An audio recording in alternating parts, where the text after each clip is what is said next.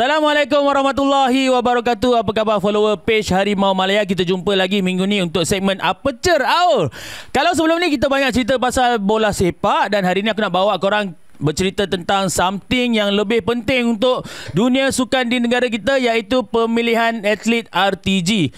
Pada 31 Oktober baru-baru ini telah berlangsung satu mesyuarat yang dipengerusikan bersama oleh Menteri Belia dan Sukan iaitu YB Hanayuh, dan juga Presiden MOM Tan Sri Muhammad Norzal Zakaria telah memutuskan beberapa perubahan pada senarai atlet RTG. 3 atlet ataupun 3 pasukan telah pun digugurkan, iaitu 2 pasangan mixed double dan juga 1 pasukan hoki.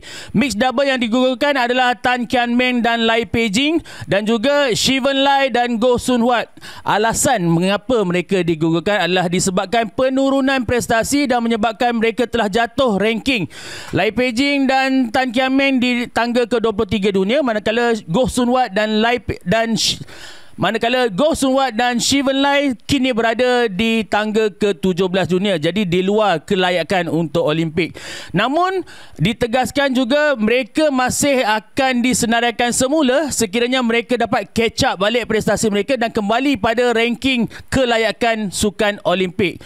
Juga berlaku pada skuad hoki lelaki negara apabila mereka gagal membawa pulang pingat emas di Sukan Asia Hangzhou baru-baru ini, sebab mereka sememangnya diletakkan harapan yang besar, dan juga disebabkan itu juga ranking mereka mula menurun ke tangga ke-12 dunia. Namun ditegaskan sekali lagi mereka juga masih berpeluang untuk disenaraikan semula sekiranya mereka berjaya melayakkan diri ke Sukan Olimpik, dan kelayakan untuk Sukan Olimpik akan berlangsung sama ada di Oman ataupun di Valencia, Sepanyol pada bulan Januari hadapan. Kita harapkan sangat skuad hoki dapat gunakan peluang tersebut untuk kembali disenaraikan, sebab kita tahu hoki juga adalah sukan yang memang dapat perhatian rakyat Malaysia. Di samping 3 pasukan ataupun 3 pilihan tersebut yang telah digugurkan, disenaraikan pula seorang atlet baru ke dalam senarai RTG, iaitu atlet angkat berat Malaysia, iaitu Anik Kasdan. Ini adalah permintaan daripada Persekutuan Angkat Berat Malaysia sendiri, disebabkan Anik Kasdan kini berada dalam senarai top 10 ranking Sukan Olimpik, dan yang itu juga adalah basic lah, keperluan requirement untuk senarai dalam RTG. Yang paling best, Anik Kasdan baru berusia 21 tahun dan memandangkan potensi sangat besar dan masa depan yang masih panjang. Aku sendiri personally sangat setuju Anik Kasdan disenaraikan dalam RTG ni. Alright guys, jom kita semak senarai yang memang dah sedia ada dalam RTG, dan aku nak korang berikan pendapat, berikan komen yang mana sebenarnya yang pada korang adalah calon terbaik untuk kita memenangi pingat emas Olimpik yang pertama kita. Dalam senarai atlet RTG, of course yang paling utama pada aku adalah Dato' Azizul Hasni Awang, The Pocket Rocket Man, jago lumba basikal negara yang sememangnya sentiasa dijadikan sandaran. Cumanya sekarang dia sedang bergelut dengan kecederaan. Kita doakan yang terbaik. Kita harapkan masa yang ada yang tinggal ni cukup untuk beliau pulih dan dapatkan prestasi sebenar, sebab nak atau tidak, memang Dato' Azizul Hasni Awang tetap akan menjadi sandaran utama dalam acara lumba basikal di Malaysia. Atlet yang kedua untuk acara berbasikal adalah Shah Firdaus Shahrom. Ini satu peningkatan yang sangat ketara untuk Shah Firdaus, apatah lagi baru sahaja memenangi pingat gangsa ketika di Sukan Asia Hangzhou baru-baru ini. Semoga dengan pemilihan beliau ke dalam program RTG ini dapat terus memberikan semangat beliau untuk terus improve dan jadi potensi yang lebih besar memenangi pingat di Sukan Olimpik nanti. Untuk acara terjun, ada 2 atlet yang memang telah tersenarai dalam RTG, iaitu Datuk Pandalela Rinong dan juga Dabitah Sabri.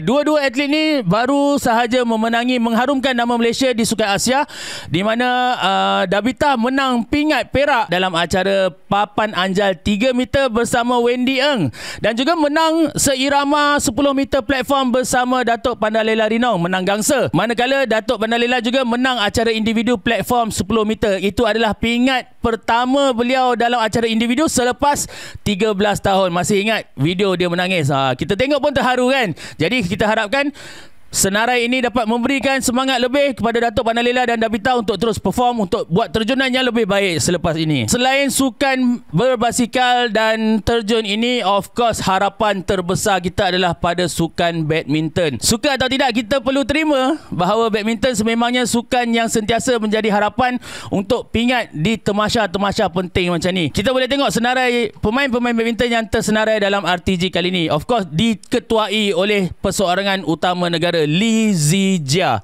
Pemain yang penuh dengan kontroversi, yang tak pernah lekang daripada menjadi bualan peminat-peminat badminton. Tak ada siapa yang boleh menjangkakan apa yang akan berlaku kepada Lee Zijia dalam masa mendatang, tapi memang dialah harapan utama sebagai persorangan utama juga, dan kita harapkan dia dapat fokus, dia ketepikan semua masalah, semua distraction untuk dia kekal fokus menuju ke Sukan Olimpik Paris. Yang kedua, Eun Ji-young, persorangan kedua negara yang sekarang ni aku nampak dia dah mula dapat dia punya rentak di peringkat antarabangsa. Cumanya final touch tu mungkin tak sampai, sebab dia dah beberapa kali mengejutkan pemain-pemain yang berada di ranking yang lebih tinggi daripada dia. Cuma itu banyak berlaku di sekitar di peringkat quarter final, semi final. Tapi bila sampai ke peringkat final, biasanya dia agak struggle untuk capai apa yang dia nak menang tu. Kita harapkan Eun Ji-young dapat cepat catch up dan mungkin dapat belajar juga dengan Lee Zijia. Mungkin diorang perlu lebih kerap untuk jadi sparring partner untuk sama-sama at least membawa harapan negara dalam perseorangan lelaki. Setelah dua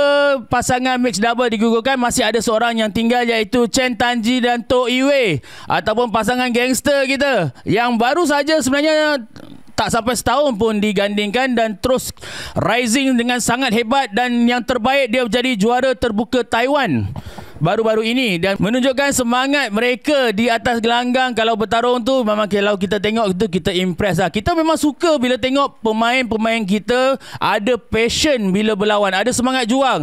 Kalah nombor 2 tapi kita nak tengok at least kau melawan di atas gelanggang. So untuk pasangan gangster ni, aku percaya mereka berada di landasan yang terbaik untuk buat something yang lebih besar dalam masa akan datang ni. Tak ketinggalan Ong Yusin dan Teo Yi, pasangan yang boleh sebenarnya membuat kejutan dan mampu untuk memberikan saingan kepada pasangan-pasangan besar.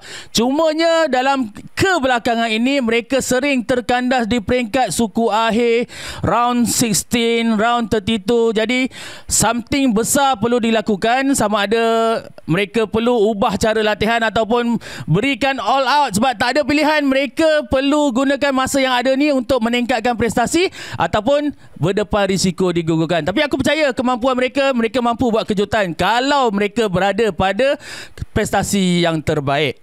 Dan last kali aku nak bagi tahu korang, kalau tanya aku secara personally, aku letakkan harapan terbesar untuk pingat emas pada dua gandingan ini, iaitu Aaron Chia dan So Wo-yi, dan juga Tina and Perlitan. Dua ni aku rasa macam tak tahu lah, aku punya insting aku rasa diorang yang akan dapat emas pertama tu. Aku tak tahu korang rasa macam mana, cumanya aku percaya Aaron Chia dan So Wo-yi bila ada tugas penting, aku nampak mereka akan berubah karakter dan menjadi lebih fokus di atas gelanggang. Boleh nampak sikap-sikap warrior dia atas padang tu jadi timbul bila dia tahu itu adalah something yang perlu dikejar. Dan buktinya tahun lepas mereka berjaya bergelar juara untuk kejohanan dunia dan baru-baru ni menjadi juara lagi dalam terbuka Denmark. Memang nampak dari segi pencapaian agak konsisten Aaron Chia dan So Wo-yi, dan aku harapkan konsistensi ni dapat dikekalkan, malah diberikan lebih fokus untuk mereka meningkatkan kemampuan. Dan aku percaya Aaron Chia dan So Wo-yi dapat at least bawa pulang pingat. Kalau bukan emas pun, aku percaya akan ada pingat daripada mereka. Yang terakhir, of course, aku cakap tadi Perlitan and Tina. Aku percaya ramai juga yang tak setuju. Mungkin disebabkan kedua-dua ni agak fragile, injury prone, gagal kadang-kadang habiskan game. Cumanya, aku sangat respect dengan semangat juang mereka di atas gelanggang. Tak boleh nafikan untuk one single point pun diorang sanggup terbang sana, terbang sini, bersungguh-sungguh. Dan bila nampak warrior kau main macam tu, satu Malaysia, of course aku rasa akan inspired dan semua akan lebih bersemangat untuk mendoakan mereka. Aku percaya kalau masa yang ada sekarang, berikan ruang secukupnya kepada Perli dan Tina untuk recover daripada apa jua injury, dan kemudian slowly fokuskan mereka untuk kembalikan prestasi. Jangan ganggu mereka, kurangkan distraction, dan aku percaya Tina dan Perli dapat buat something di Sukan Olimpik Paris nanti. Guys, itulah senarai dan aku punya prediction untuk atlet-atlet yang bakal bertanding di Olimpik yang berada dalam senarai RTG. Aku nak minta korang komen apa pandangan korang.